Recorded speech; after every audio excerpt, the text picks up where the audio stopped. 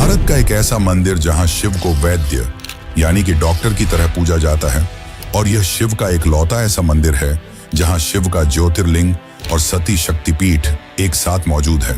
झारखंड के देवघर जिले में बसा बाबा बैद्यनाथ धाम, जिसके अनसुलझे और चौंकाने वाले रहस्यों को जानकर आप भी चौंक जाएंगे।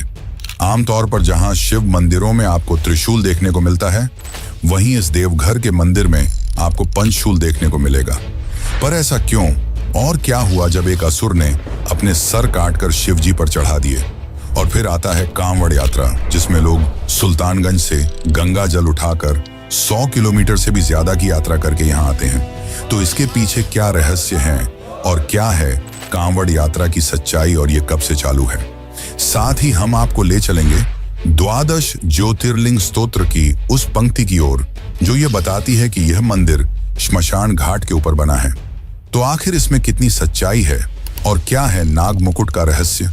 शिवलिंग पर चढ़ाए जाने वाला एक ऐसा पवित्र मुकुट जिसे किसी पुजारी या भक्त के द्वारा नहीं, बल्कि जेल की सजा काट रहे कैदियों द्वारा बनाया जाता है। और सबसे कंट्रोवर्शियल बात, जिसने दशकों से इतिहासकारों और विद्वानों के बीच जंग छेड़ी हुई है, और वह है कि क्या सच में देवघर मंदिर ही असली ज्योतिर्लिंग है?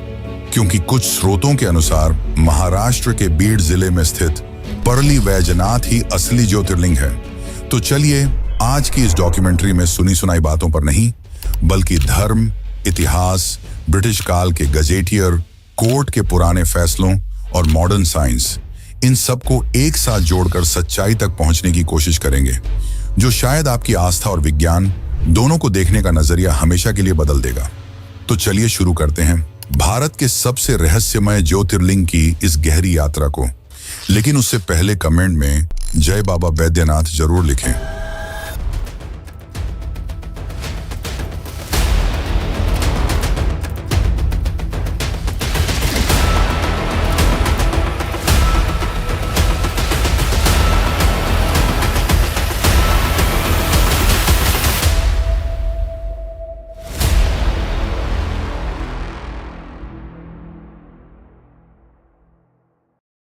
बैद्यनाथ धाम के इस विशाल रहस्य को समझने के लिए हमें आज से कई युग पीछे उस समय में जाना होगा जब धरती पर शिव के सबसे बड़े भक्त और सबसे बड़े असुर का राज्य था, लंकापति रावण।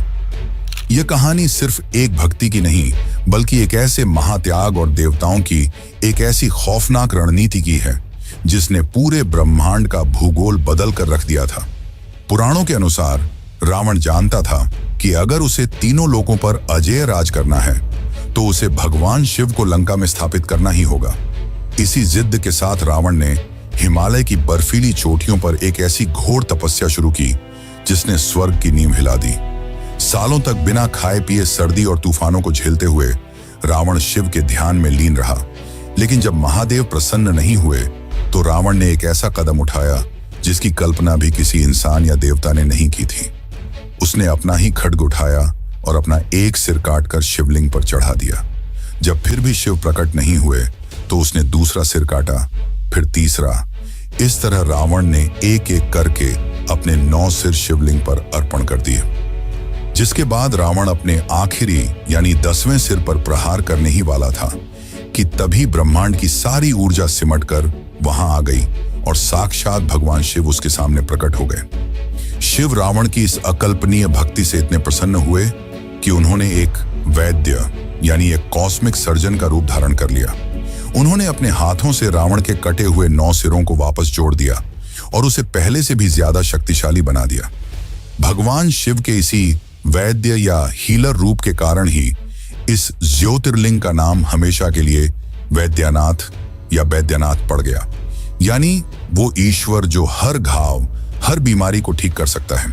शिव ने रावण से वरदान मांगने को कहा और रावण ने अपनी वही पुरानी जिद दोहराई, हे महादेव, मैं चाहता हूं कि आप मेरे साथ मेरी लंका चलें। शिव अपने भक्त के आगे विवश थे, पर वे स्वयं तो नहीं जा सकते थे, इसलिए उन्होंने रावण को अपना ही एक रूप कामना लिंग, जिसे आत्मलिंग भी कहा जाता है, वह प्रदान किया। पर शिवजी ने एक शर्त रखी। शिवजी ने कहा, रावण, तुम मुझे लंका तो ले जा सकते हो, लेकिन अगर रास्ते में तुमने मुझे एक पल के लिए भी जमीन पर रखा तो मैं हमेशा के लिए वहीं स्थापित हो जाऊंगा। रावण ने शर्त मान ली और उस ब्रह्मांडीय ऊर्जा को अपने हाथों में उठाकर लंका की ओर उड़ चला। लेकिन जैसे ही रावण ने उड़ान भरी, स्वर्ग में हाहाकार मच गया। भगवान विष्णु, ब्रह्मा और सभी देवता जानते थे कि अगर शिव का यह ज्योतिर्लिंग लंका पहुंच गया तो रावण को मारना तो दूर, उसे हराना भी असंभव हो जाएगा। तब देवताओं ने एक षड्यंत्र रचा। उन्होंने तय किया कि रावण को किसी भी तरह उस शिवलिंग को जमीन पर रखने के लिए मजबूर करना होगा। इसके लिए जल के देवता वरुण ने सीधे रावण के पेट में प्रवेश कर लिया। आसमान में उड़ते हुए रावण को अचानक इतनी तीव्र लघु शंका महसूस हुई कि उसका उड़ना और शिवलिंग को संभाले रखना नामुमकिन हो गया। उसे मजबूरन धरती पर उतरना पड़ा। यह वो जगह थी जिसे आज हम देवघर कहते हैं। रावण शिवलिंग को जमीन पर नहीं रख सकता था, इसलिए वह किसी ऐसे इंसान को ढूंढने लगा जिसे वह कुछ देर के लिए इसे पकड़ा कर रख सके। तभी वहां भगवान गणेश एक साधारण से चरवाहे का रूप धारण करके पहुंचे, जिसका नाम था बैजू। रावण ने बैजू को वह ज्योतिर्लिंग पकड़ाया और सख्त हिदायत दी कि इसे जमीन पर मत रखना। लेकिन जैसे ही रावण मुड़ा, उस चरवाहे रूपी गणेश ने कहा कि इसका भार बहुत ज्यादा है, और उन्होंने जानबूझकर उस ज्योतिर्लिंग को उसी धरती पर रख दिया। जब रावण वापस लौटा तो उसने देखा कि ज्योतिर्लिंग जमीन पर रखा हुआ है। वह क्रोध से पागल हो गया। उसने अपनी पूरी ताकत लगा दी, अपनी भुजाओं का पूरा जोर लगा दिया ताकि उस शिवलिंग को उखाड़ सके, लेकिन वो 1 इंच भी नहीं हिला। रावण के अंगूठे के निशान आज भी बैद्यनाथ के उस शिवलिंग पर धंसे हुए महसूस किए जा सकते हैं। हार मानकर रावण ने वहीं उस शिवलिंग को प्रणाम किया और खाली हाथ लंका लौट गया। इस पूरी घटना के बाद एक और बहुत दिलचस्प कहानी जन्म लेती है, जो आज भी देवघर की हवाओं में गूंजती है। रावण तालाब या शिवगंगा की कहानी। स्थानीय मान्यताओं और लोक कथाओं के अनुसार जब रावण को शिवलिंग की स्थापना के बाद जल की आवश्यकता हुई, तो उसने अपने मुक्के से या अपने त्रिशूल से धरती पर एक जोरदार प्रहार किया, जिससे वहां पानी का एक विशाल कुंड बन गया, जिसे आज रावण तालाब या शिवगंगा कहा जाता है। लाखों श्रद्धालु आज भी मंदिर में जाने से पहले इस जल में डुबकी लगाते हैं। पर क्या सच में बैद्यनाथ धाम सिर्फ इस पौराणिक कथा तक सीमित है? नहीं, असली रहस्य तो अब शुरू होता है जब हम यह जानने की कोशिश करते हैं कि क्या देवघर का यह मंदिर सच में उस जगह पर खड़ा है जिसे पुराने ग्रंथों में चिता भूमि या श्मशान कहा गया है। बैद्यनाथ धाम का एक ऐसा रहस्य जो सीधे मौत, श्मशान और राख से जुड़ा है। अगर आप हिंदू धर्म के सबसे पवित्र और प्रामाणिक ग्रंथों को खंगालेंगे तो आपको एक ऐसा शब्द मिलेगा जिसने सदियों से बड़े बड़े विद्वानों और शोधकर्ताओं को उलझा कर रखा है। आदि शंकराचार्य द्वारा रचित 12 ज्योतिर्लिंग स्तोत्र में जब 12 ज्योतिर्लिंगों के स्थानों का वर्णन आता है तो बैद्यनाथ के लिए एक बहुत ही रहस्यमयी लाइन लिखी गई है। वैद्यनाथम चिताभूमो, चिताभूमि यानी वह जगह जहां मुर्दों को जलाया जाता है, एक श्मशान। अब सवाल यह उठता है कि जिस मंदिर में हर दिन लाखों लोग जीवन और स्वास्थ्य की भीख मांगने आते हैं, भगवान शिव के उस सबसे बड़े अस्पताल का बेस एक श्मशान भूमि कैसे हो सकता है? क्या यह मंदिर सच में किसी प्राचीन श्मशान के ठीक ऊपर खड़ा है? इस रहस्य की जड़ें शिव पुराण और अन्य प्राचीन पुराणों में बहुत गहराई तक जाती हैं। पुराणों के अनुसार जब प्रजापति दक्ष के यज्ञ में माता सती ने खुद को अग्नि में भस्म कर लिया था, तब भगवान शिव उनके जलते हुए शरीर को लेकर पूरे ब्रह्मांड में क्रोधित होकर तांडव करने लगे थे। सृष्टि को बचाने के लिए भगवान विष्णु ने अपने सुदर्शन चक्र से माता सती के शरीर के 51 हिस्से कर दिए। रिसर्चर्स और पौराणिक कथाओं के जानकारों का मानना है कि माता सती का हृदय इसी जगह पर गिरा था और भगवान शिव ने स्वयं उस हृदय का दाह संस्कार यहीं किया था। शिव के उसी अंतिम संस्कार वाले कृत्य के कारण यह पवित्र जगह ब्रह्मांड की सबसे पहली और सबसे महान चिता भूमि बन गई। यही कारण है कि शिव यहाँ सिर्फ एक हीलर नहीं है, बल्कि वो श्मशान के अधिपति, महाकाल और अघोर रूप में भी मौजूद हैं। देवघर के इस मंदिर परिसर में आज भी शिव और शक्ति का वो मिलन महसूस किया जा सकता है जो दुनिया में और कहीं नहीं है। लेकिन दोस्तों, कहानी में असली ट्विस्ट और सबसे बड़ा विवाद यहीं से शुरू होता है। अगर चिता भूमि ही असली बैद्यनाथ ज्योतिर्लिंग की पहचान है, तो यह चिता भूमि असल में भारत के नक्शे पर है कहां? क्या आदि शंकराचार्य जिस चिता भूमि की बात कर रहे थे वह सच में झारखंड का देवघर है, जहां सती का हृदय गिरा था? या फिर यह कोई और भौगोलिक स्थान? क्योंकि हमें पुराणों में एक और श्लोक मिलता है, परल्याम वैद्यनाथम, यानी परली में वैद्यनाथ। महाराष्ट्र के परली में स्थित परली वैजनाथ, जिसे कई बार असली वैद्यनाथ होने का दावा किया जाता है। तो आखिर दोनों में से असली ज्योतिर्लिंग कौन सा है? तो चलिए अब हम जानते हैं इस 1000 साल पुरानी कंट्रोवर्सी को, जिसे जानकर आप हैरान रह जाएंगे। लेकिन उससे पहले अगर आपको वीडियो अच्छी लग रही है तो इसे एक लाइक जरूर करें। आज भारत में एक नहीं बल्कि 2 ऐसी जगहें हैं जिन्हें असली बैद्यनाथ ज्योतिर्लिंग होने का दावा किया जाता है। एक है झारखंड का देवघर, जिसके बारे में हम बात कर रहे हैं, और दूसरा है महाराष्ट्र के बीड जिले में स्थित परली वैजनाथ। दोनों ही जगहों पर करोड़ों लोगों की अटूट आस्था है। दोनों के अपने प्रादेशिक इतिहास हैं। लेकिन जब बात 12 ज्योतिर्लिंगों की उस प्राचीन और सबसे पवित्र लिस्ट की आती है, तो असली ज्योतिर्लिंग का ताज किसे मिलना चाहिए? आज हम इस विवाद को किसी सुनी सुनाई बात से नहीं, बल्कि पक्के सबूतों, ग्रंथों की सटीक लाइनों, ब्रिटिश काल के दस्तावेजों और पुरातात्विक अभिलेखों के आधार पर डिकोड करेंगे।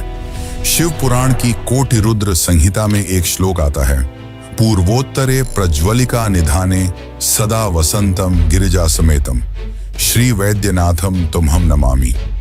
इस श्लोक में 2 भारी शब्द हैं। पहला है पूर्वोत्तरे, जिसका सीधा अर्थ है नॉर्थ ईस्ट, यानी उत्तर पूर्व दिशा।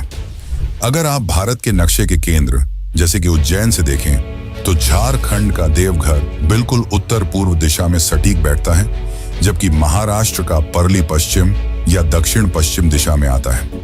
श्लोक का दूसरा शब्द है प्रज्वलिका निधाने, जिसका अर्थ है चिता भूमि या श्मशान, जहां हमेशा अग्नि प्रज्वलित रहती है। जैसा कि हमने पिछले चैप्टर में साबित किया कि देवघर माता सती का हृदय पीठ है, जहां शिव ने उनका दाह संस्कार किया था, तो यह चिता भूमि वाला सबूत सीधे तौर पर देवघर के पक्ष में जाता है। लेकिन परली का दावा भी कोई हवाई नहीं है। आदि शंकराचार्य द्वारा रचित 12 ज्योतिर्लिंग स्तोत्र के कुछ संस्करणों में परलियां वैद्यनाथम चच का जिक्र मिलता है। महाराष्ट्र की क्षेत्रीय परंपरा में इसे मेरू या कांतिपुर के नाम से जाना जाता था। 18वीं सदी के अंत, यानी कि लगभग 1784 के आसपास, महान मराठा रानी अहिल्याबाई होलकर ने परली वैजनाथ मंदिर का भव्य जीर्णोद्धार करवाया था। परली के स्थानीय संतों का तर्क है कि देवघर कामना लिंग है, जबकि परली असली ज्योतिर्लिंग है। ऐतिहासिक और औपनिवेशिक रिकॉर्ड्स के अनुसार देवघर के मंदिर परिसर में गिद्धौर राजवंश के महाराजा पूरणमल का एक शिलालेख मौजूद है, जो 1596 AD का है, जो इस मंदिर के प्राचीन ढांचे और उसके निर्माण के इतिहास को प्रमाण देता है। अगर हम अंग्रेजों के समय की बात करें, तो सर विलियम विल्सन हंटर नाम के एक मशहूर ब्रिटिश हिस्टोरियन ने 1877 में अपनी किताब a statistical account of Bengal में संथाल परगना और देवघर का बहुत ही गहराई से जिक्र किया है।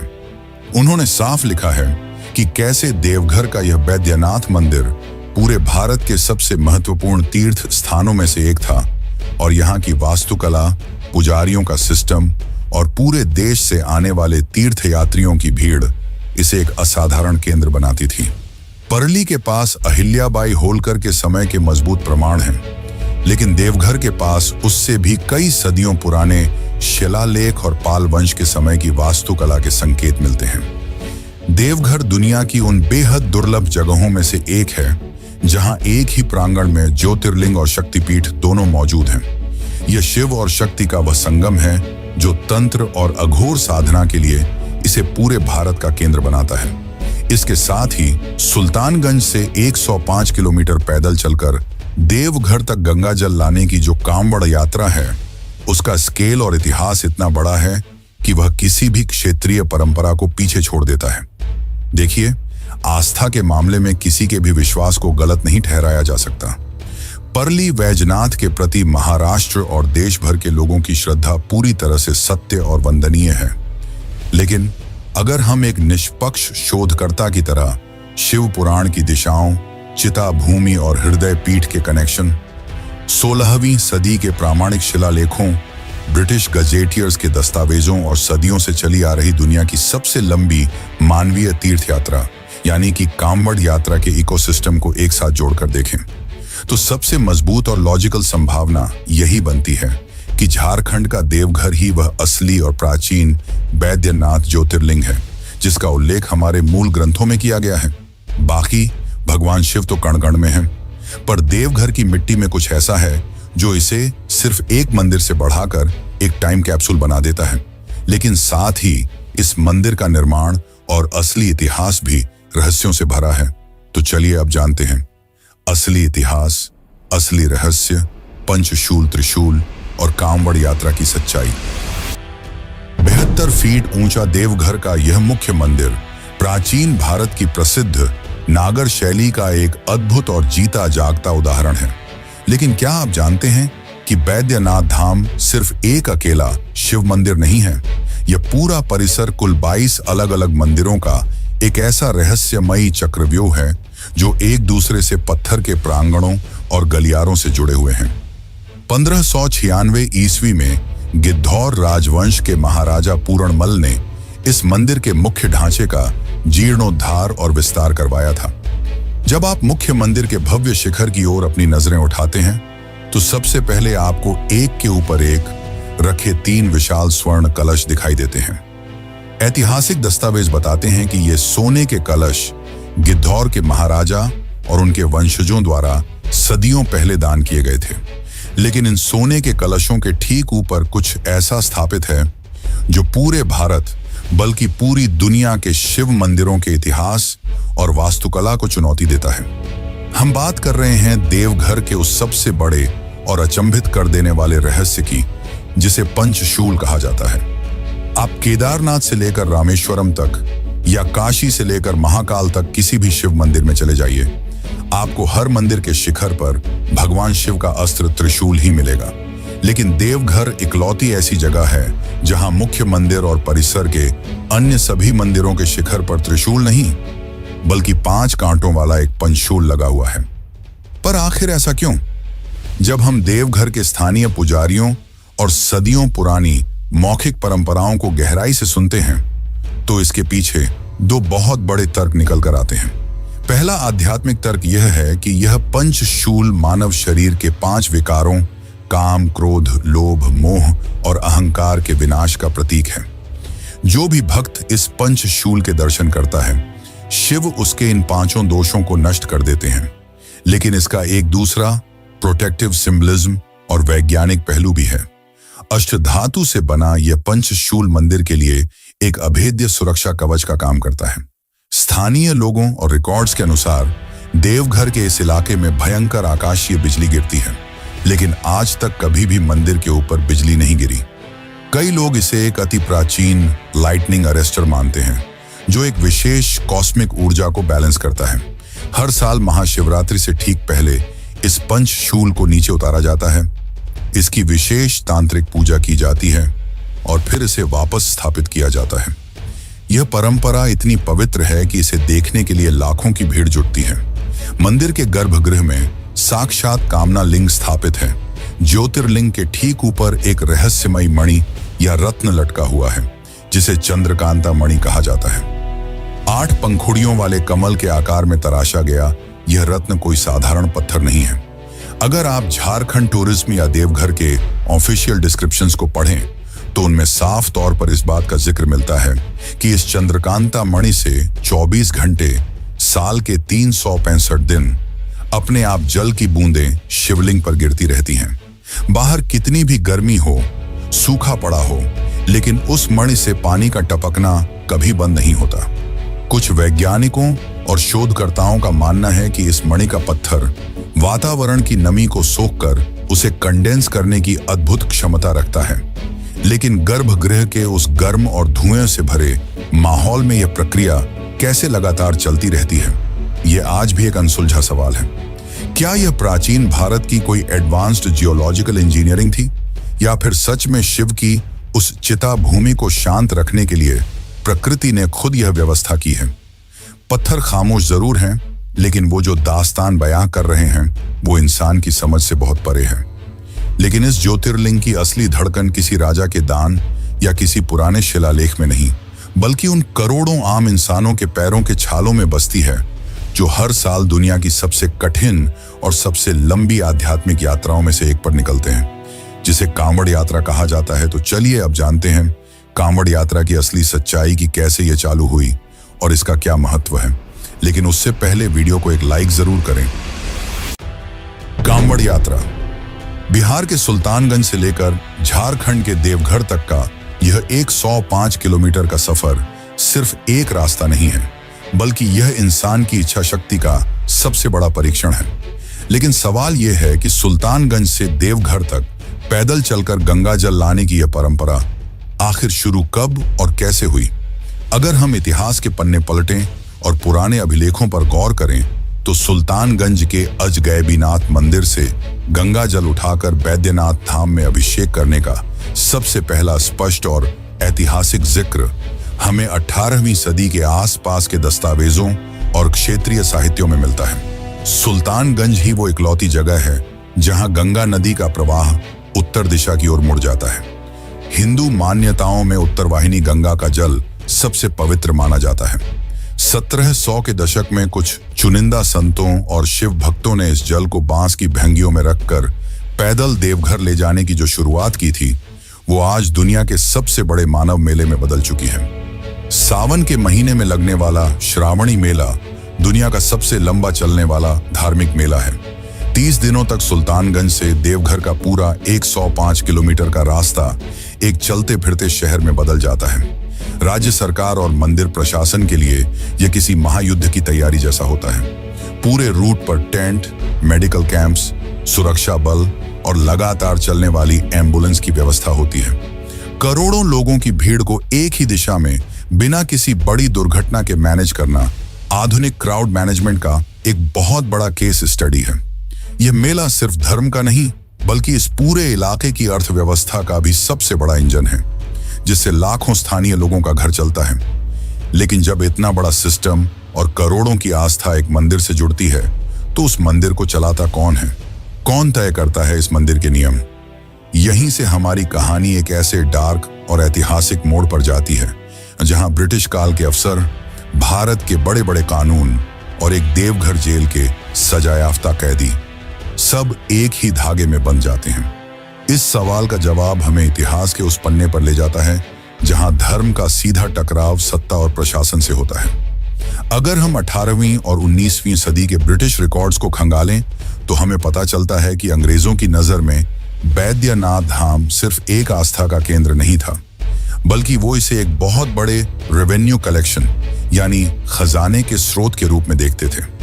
शुरुआत में इस मंदिर का पूरा प्रबंधन और नियंत्रण पारंपरिक रूप से सरदार पंडा के हाथों में होता था। लेकिन जब ईस्ट इंडिया कंपनी ने इस इलाके पर अपनी पकड़ मजबूत की, तो उनके अधिकारियों ने मंदिर के चढ़ावे और प्रशासनिक ढांचे में सीधा हस्तक्षेप करना शुरू कर दिया। पुराने गैजेटियर्स और कोर्ट रिकॉर्ड्स बताते हैं कि ब्रिटिश प्रशासन ने कई बार मंदिर के ट्रस्ट और पुजारियों के बीच के विवादों में दखल दिया, ताकि वहां से आने वाले राजस्व पर नजर रखी जा सके। आजादी के बाद भी यह विवाद थमा नहीं। सालों तक चले कानूनी संघर्षों और सुप्रीम कोर्ट तक पहुंचे ऐतिहासिक मुकदमों के बाद आखिरकार बाबा बैद्यनाथ मंदिर प्रबंधन बोर्ड यानी कि टेम्पल मैनेजमेंट बोर्ड का गठन हुआ। आज इस पूरे मंदिर परिसर, इसकी व्यवस्था और क्राउड मैनेजमेंट का सीधा कंट्रोल राज्य सरकार और जिला प्रशासन के पास है, जहां देवघर के डिप्टी कमिश्नर इस बोर्ड के मुख्य प्रशासक होते हैं। लेकिन मित्रों, क्या आपको पता है कि बैद्यनाथ धाम के गर्भगृह में हर रात भगवान शिव का एक बेहद खास और भव्य श्रृंगार होता है? इस श्रृंगार का सबसे अहम हिस्सा होता है नाग मुकुट, बेला, चमेली और गेंदे के ताजे फूलों से बड़ी बारीकी से गूंथा गया एक विशाल ताज, जो शिवलिंग के ऊपर नाग देवता के रूप में सजाया जाता है। क्या आप जानते हैं कि भगवान शिव के सिर पर सजने वाला यह सबसे पवित्र और सबसे वीआईपी मुकुट आखिर बनाता कौन है? इसे देश के बड़े बड़े संत, मंदिर के मुख्य पुजारी या कोई वीआईपी श्रद्धालु नहीं बनाते। ये मुकुट हर दिन देवघर सेंट्रल जेल की ऊंची और खौफनाक दीवारों के पीछे उम्र कैद और फांसी की सजा काट रहे खूंखार कैदियों के हाथों से बनाया जाता है। दरअसल ये बात है साल 1911 के आसपास की, जब भारत पर ब्रिटिश हुकूमत का राज था। उस समय बंगाल प्रेसिडेंसी के अधीन देवघर के कमिश्नर J.W. टेलर हुआ करते थे। एक दिन उनके बेटे को एक गंभीर बीमारी लग गई। देश भर के बड़े से बड़े अंग्रेज डॉक्टरों और हकीमों ने हाथ खड़े कर दिए। तब किसी संत के सलाह पर उन्होंने शिवलिंग पर नाग मुकुट चढ़ाया।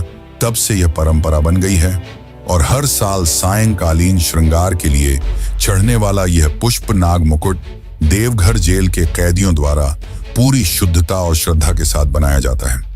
तब से लेकर आज तक 100 से भी ज्यादा सालों से यह परंपरा बिना टूटे चली आ रही है।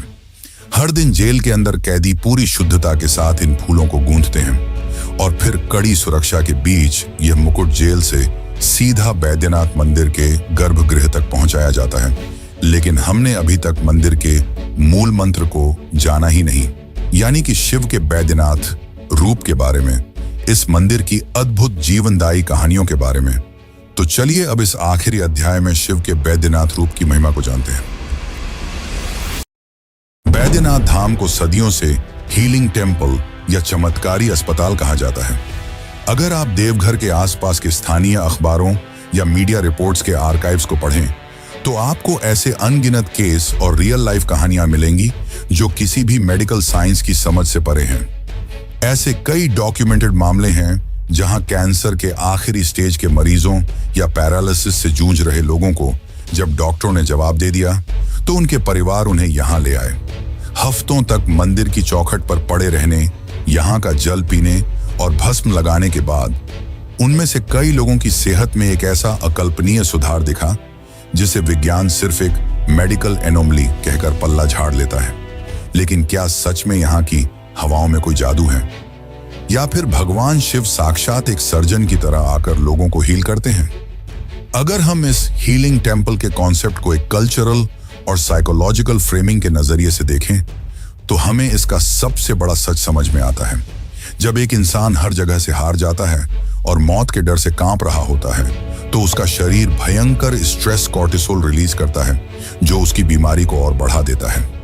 लेकिन जब वही इंसान बैद्यनाथ के उस गर्भगृह में पहुंचता है तो वो अपना सारा डर, अपना सारा स्ट्रेस ब्रह्मांड के सबसे बड़े डॉक्टर यानी वैद्यनाथ के चरणों में सरेंडर कर देता है। मनोविज्ञान इसे the placebo effect of faith कह सकता है। ये वो अवस्था है जहां इंसान की असीम आस्था उसके दिमाग को यह यकीन दिला देती है कि अब वो सुरक्षित है। इसी मनोवैज्ञानिक शांति और उस प्रांगण की कलेक्टिव ऊर्जा के कारण शरीर का अपना हीलिंग मैकेनिज्म ट्रिगर हो जाता है। चमत्कार किसी पत्थर या हवा में नहीं, बल्कि शिव के प्रति उस इंसान के अटूट विश्वास में होता है जो उसके अपने ही शरीर के अंदर की दवा को जगा देता है। शिव जो आदि अनादि हैं, जिनके होने से सब कुछ है, उनकी भक्ति ही लोगों को ऐसी ऊर्जा देती है कि वो काल को मात दे दें, क्योंकि महादेव काल के भी काल हैं। तो बोलिए हर हर महादेव। वैसे मित्रों, अगर आपको ये वीडियो पसंद आई हो तो इसे अपने मित्रों और रिश्तेदारों में भी जरूर शेयर करें ताकि वे भी हमारे भारत के अद्भुत मंदिरों और वास्तुकला के बारे में जान सकें। और यदि आप ऐसे ही और वीडियो देखना चाहते हैं तो एक बार रामेश्वरम के चौंकाने वाले रहस्यों को भी जरूर देखें। बाकी इस वीडियो को अंत तक देखने के लिए आपका धन्यवाद।